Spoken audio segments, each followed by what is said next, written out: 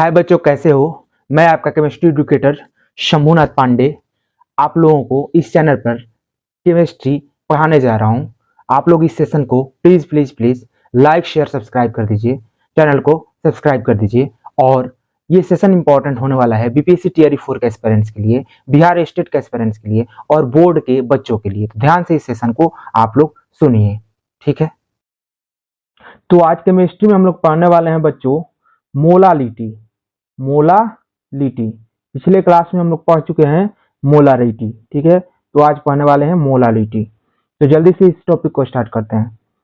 कहा जा रहा है कि molality is defined as the number of moles of the solute per kilogram of the solvent and is expressed as. Molality जो होता है उसको हम लोग कह सकते हैं कि विलेय की मोलों की संख्या, ठीक है, विलायक के पर किलोग्राम में कितना है उसी को क्या कहते हैं, उसी को हम लोग मोलालिटी कहते हैं, ठीक है। तो सोलूट के मोलों की संख्या पर केजी सॉल्वेंट में कितना है, इसी को क्या कहते हैं, मोलालिटी। मोलालिटी को और शब्दों में कैसे एक्सप्रेस कर सकते हैं, बता सकते हैं। तो मोलालिटी को यूं लिख सकते हैं कि मोल्स ऑफ सोल्यूट, ठीक है। मैंने भी यही बोला कि number of moles of solute पर केजी ऑफ द सॉल्वेंट। तो यहां भी वही दिया जा रहा है कि moles of solute upon mass of solvent in KG, ठीक है। तो यहां कहा जा रहा है कि moles of solute by mass of solvent in KG. यहाँ ये चीज ध्यान रखिएगा आप लोग कि जो सोल्यूट है उसका मोल लिया जाता है सोल्यूट का, ठीक है, जिसको घुलाया गया है, जो विलेय है, इसको हिंदी में विलेय बोलते हैं। तो विलेय का क्या लिया जाता है, विलेय का लिया जाता है हमारा मोल, और विलायक का लिया जाता है किलोग्राम में द्रव्यमान, यानी कि द्रव्यमान लिया जाता है किलोग्राम में, इसमें किलोग्राम में, ठीक है। मोलारिटी में हम लोग क्या पढ़े थे, लिया जाता था उसमें विलयन का आयतन, जो नीचे था विलयन का आयतन लिया जाता था। यहाँ क्या लिया जा रहा है, यहाँ लिया जा रहा है विलायक का द्रव्यमान, ठीक है। तो moles of solute by mass of solvent in KG is equal to क्या होता है, मोलालिटी। तो मोलालिटी यही चीज होती है, ठीक है। तो मोलालिटी यही चीज हमारी होती है। तो आप लोग समझ गए होंगे, ठीक है। आगे बढ़ते हैं। दिया जा रहा है एग्जाम्पल में कि 1 मोल पर केजी। तो 1 मोल पर केजी ऑफ सोल्यूशन किसका, केसीएल। केसीएल का 1 मोल पर केजी का मतलब क्या हुआ, मतलब केसीएल का ऊपर में जो मोल है, ठीक है, वो 1 मोल है, और नीचे में जो सॉल्वेंट है, तो ऊपर में जो मोल है, ठीक है, केसीएल का, वो कितना है, 1 मोल है, और जो सॉल्वेंट है उसका कितना केजी है, तो 1 केजी है।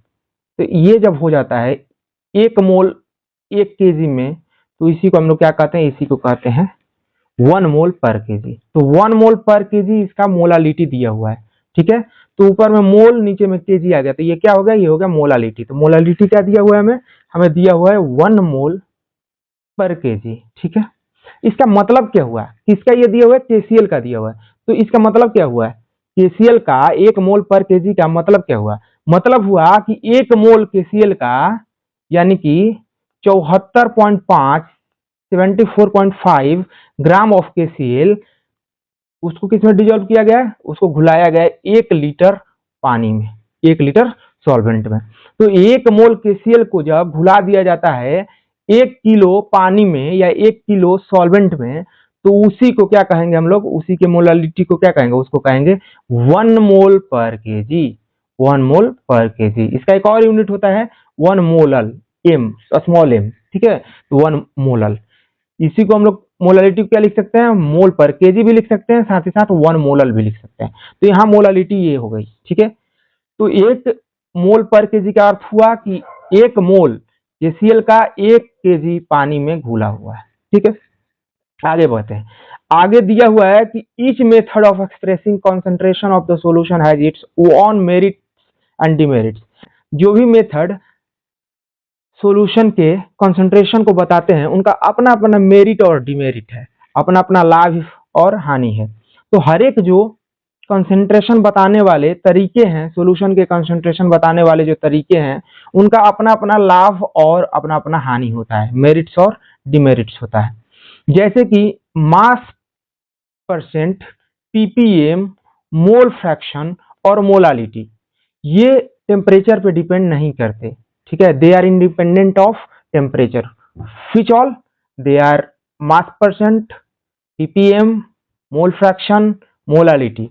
तो mass percent, PPM, mole fraction and molality जो होते हैं वो टेम्परेचर के इंडिपेंडेंट होते हैं, जबकि मोलारिटी जो होता है वो टेम्परेचर का फंक्शन होता है, मतलब टेम्परेचर बढ़ेगा तो मोलारिटी भी बढ़ेगी, ठीक है। दिस इज बिकॉज, क्यों ये होता है? इसलिए होता है कि जो वॉल्यूम होता है वो लिया जाता है मोलारिटी में नीचे, मतलब ऊपर तो मोल ही लिया जाता है, मोल बाई वॉल्यूम। मोलारिटी होता है मोल बाई वॉल्यूम, ठीक है। तो वॉल्यूम जो होता है वो तो फंक्शन होता है आपका टेम्परेचर का, जब टेम्परेचर बढ़ेगा तो वॉल्यूम भी बढ़ेगा। तो इसीलिए यहाँ क्या होता है, मोलारिटी जो होता है वो फंक्शन होता है टेम्परेचर का। क्यों? क्योंकि वॉल्यूम जो होता है वो डिपेंड करता है किस पे? टेम्परेचर पे। अगर टेम्परेचर बढ़ गया तो वॉल्यूम भी बढ़ जाएगा, अगर टेम्परेचर घट गया तो वॉल्यूम भी घट जाएगा, ठीक है। क्योंकि मास नहीं घटता है, नहीं बढ़ता है टेम्परेचर के साथ। टेम्परेचर बढ़ाइए या घटाइए, किसी भी सोल्यूट का या सॉल्वेंट का जो मास होता है वो न घटेगा और नहीं बढ़ेगा, नहीं घटेगा नहीं बढ़ेगा, ठीक है।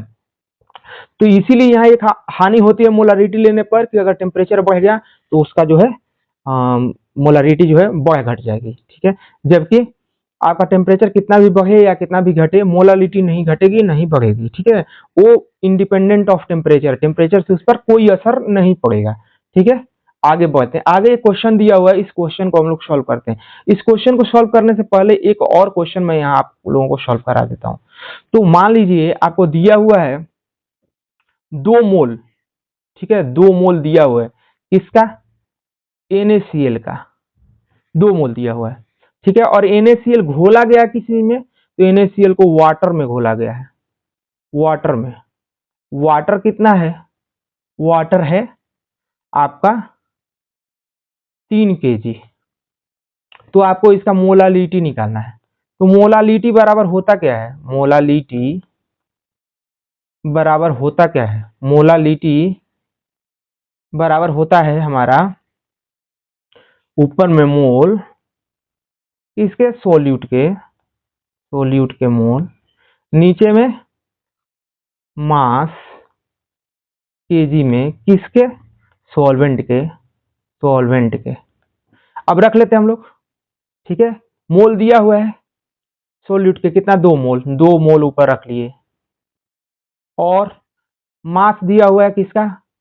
सॉल्वेंट का 3 kg नीचे रख लिए। इन दोनों को कटाएंगे तो क्या आएगा? 6.66 मोलल। तो ये हमारा ऐसे मोलालिटी निकल जाएगी, ठीक है। अब हम लोग ये जो नीचे दिया हुआ है क्वेश्चन उसको सॉल्व करते हैं, ठीक है। तो हम लोग आते हैं यहाँ इस क्वेश्चन पे, इसको थोड़ा जूम आउट करना पड़ेगा ताकि पूरे स्क्रीन में आ जाए क्वेश्चन, ठीक है। तो इसको हम लोग करते हैं। यहाँ पे क्या है कि मोलालिटी निकालना है हमें 2.5 ग्राम एथेनोइक एसिड का, ठीक है। कितना? 75 ग्राम बेंजीन में, ठीक है। तो पहले हम लोग क्या निकालेंगे? पहले तो इसका आणविक भार यानी कि मोलिकुलर वेट निकालेंगे, किसका? इथेनोइक एसिड का। इथेनोइक एसिड का यानी एसिटिक एसिड का हम लोग क्या निकालेंगे? इथेनोइक एसिड को एसिटिक एसिड भी कहा जाता है। तो इसका क्या निकालेंगे हम लोग? इसका निकालेंगे हम लोग मोलिकुलर वेट, मोलिक्यूलर वेट। तो मोलिकुलर वेट कैसे निकालेंगे हम लोग? तो CH3COOH दिया हुआ है, कार्बन का कितना होता है? 12। कितना कार्बन है? 2, एक यहाँ एक यहाँ, तो 2 से गुणा कर दिए यहाँ, ठीक है। कार्बन को 2 से गुणा कर दिया गया। इसके बाद क्या है? हाइड्रोजन। हाइड्रोजन कितना है? 3 यहाँ एक यहाँ 4, ठीक है। कार्बन कितना था? 2, हाइड्रोजन कितना है? 4। तो ये एक होता है, चूंकि एक हाइड्रोजन का द्रव्यमान, इसलिए आपका एक हाइड्रोजन के परमाणु का द्रव्यमान कितना होता है? 1, इसलिए 1 से गुणा कर देंगे 4 को, क्योंकि 4 टोटल क्या है, हाइड्रोजन है। इसके बाद प्लस करेंगे ऑक्सीजन, ऑक्सीजन कितना है 2, तो हम लोग क्या करेंगे 16 होता है एक ऑक्सीजन का मास, तो 2 का कितना हो जाएगा 16 × 2। अब टोटल को जोड़ेंगे तो क्या आ जाएगा 60 ग्राम पर मोल हमारा आ जाएगा, मोलर मास 60 ग्राम पर मोल। ठीक है, तो मोलर मास हमारा आ गया 60 ग्राम पर मोल। अब क्या करेंगे, अब हम लोग मोल निकालेंगे किसका, आपका इथेनोइक अम्ल का। तो मोल के लिए क्या करना पड़ेगा, जो वेट दिया हुआ है इसका उसको ऊपर रखेंगे, तो वेट 2.5 ग्राम दिया हुआ है, वजन जो है भार वो कितना दिया हुआ है 2.5 ग्राम, तो उसको ऊपर रख लिए। नीचे में इसका क्या रखेंगे, इसका रखेंगे हम लोग मोलिकुलर वेट 60 ग्राम पर मोल, तो इसको रख लिए और दोनों को कटा देंगे, कटाएंगे तो क्या आ जाएगा 0.0417 मोल। ठीक है, तो ये चीज आ गया। अब बेंजीन का हम लोग निकाल लेंगे, क्या चीज, बेंजीन का निकाल लेंगे हम लोग भार केजी में। ठीक है, बेंजीन का भार केजी में कैसे निकालेंगे, ये तो ग्राम में दिया हुआ है 75 ग्राम, तो 75 ग्राम को 1000 से डिवाइड कर देंगे तो क्या आ जाएगा हमारा 70 आपका 75 मल्टीप्लाई 10⁻³ 10⁻³ kg आ जाएगा इसका वेट। तो 75 ग्राम को 1000 से डिवाइड करेंगे तो केजी में वेट आ जाएगा कितना, 75 मल्टीप्लाई 10⁻³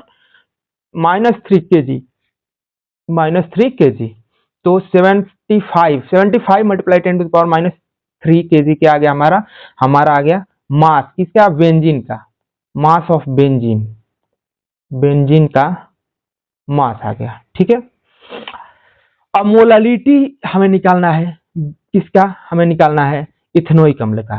तो हम लोग क्या करेंगे, हम लोग मोल ले लेंगे इथेनोइक अम्ल का, जो कितना है 0.0417 मोल, तो इसको यहाँ ऊपर रख लिए 0.0417 मोल, और 75 से डिवाइड करेंगे, और 75 को किससे डिवाइड करेंगे, इसको करेंगे 1000 से। ठीक है, क्यों, ताकि ये केजी में बदल जाए, तो ये 1000 जो नीचे था 75 को ऊपर चला जाएगा, आपका इथेनोइक अम्ल के मोल के साथ मल्टीप्लाई हो जाएगा, तो ये मल्टीप्लाई हो गया 0.0417 मोल के साथ 1000 मल्टीप्लाई हो गया, और बट्टा में क्या आ गया, बाई में आ गया 75 ग्राम। अब इनको कटाएंगे पिटाएंगे काटेंगे तो क्या आ जाएगा 0.556 मोल पर केजी, तो 0.556 मोल पर केजी क्या होता है हमारा मोलालिटी हो गई, मोलालिटी किसकी मोलालिटी, तो ये हो गई इथेनोइक अम्ल की, इथेनोइक एसिड की मोलालिटी ऑफ C2H4O2 का कितना आ गया, तो 0.556 मोल पर केजी, या फिर 0.556 स्मॉल m यानी मोलल, तो ये आ गया हमारा मोलालिटी हम लोग पढ़ लिए। ठीक है, तो अगला जो टॉपिक है उसको हम लोग कल करेंगे। ठीक है, इस चैनल को आप लोग सब्सक्राइब कर लीजिए और वीडियोज को लाइक शेयर कर दीजिए। ठीक है, और कमेंट भी प्लीज उस पर कीजिए। ठीक है, तो have a nice day, bye.